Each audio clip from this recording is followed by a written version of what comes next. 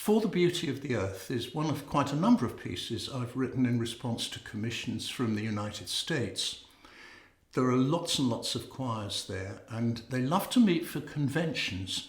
And this particular piece was in response to a commission from the Texas Choral Directors Association, which is, I can tell you, quite an organisation. And I was invited back in, oh my goodness, the year was 1979, doesn't bear thinking about, long time ago.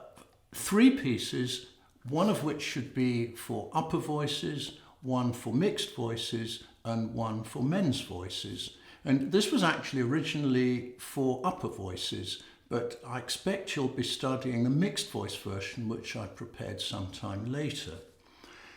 The text, well, it's a favourite, of course. It's a hymn text written in the 19th century in England. Reputedly, Folliot Sandford Pierpoint, who was the wonderfully named author of those words, was inspired to write it one day when he was standing on top of one of the 7 hills that surround the lovely city of Bath. And he thought, this is just so wonderful, I've absolutely got to write a hymn text about it. So he wrote For the Beauty of the Earth. And you may know it to one of several hymn tunes, because to tell the truth, none of them have really caught on in the way that Abide With Me has. You couldn't possibly write a new tune to Abide With Me.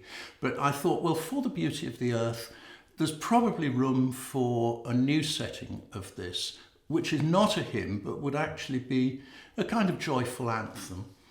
And oh my goodness me, it gave me so much trouble.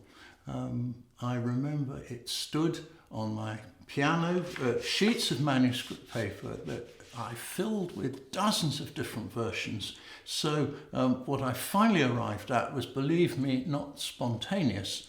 And of course, the funny thing is that when you actually just listen to the tune,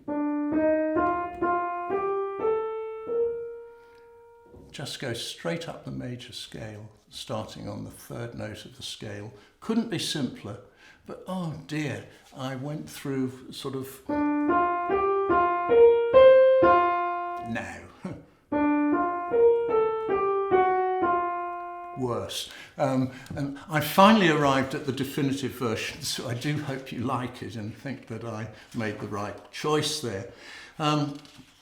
The one place in this that everybody always asks about is in the final verse. This is bar 105. By this point, we're in the last verse, and it, Lord of all. Now, whoops, I didn't even play that right. Let's play it right.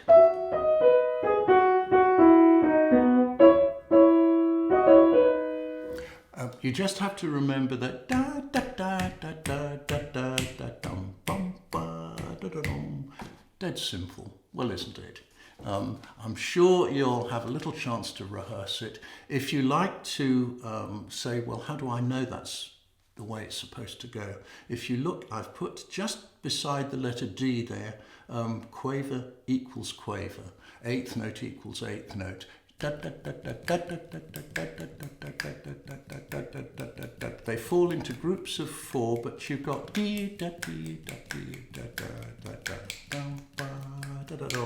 just divide them into groups of 3. Well, there's something to practice in your bath. And then the last page, it ends quietly. I love quiet endings. The last couple of bars.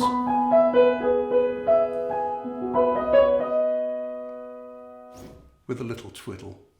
So, For the Beauty of the Earth. Now that's the piece that's been selected for recording, so you'd better get it right, because I'll be listening out for it.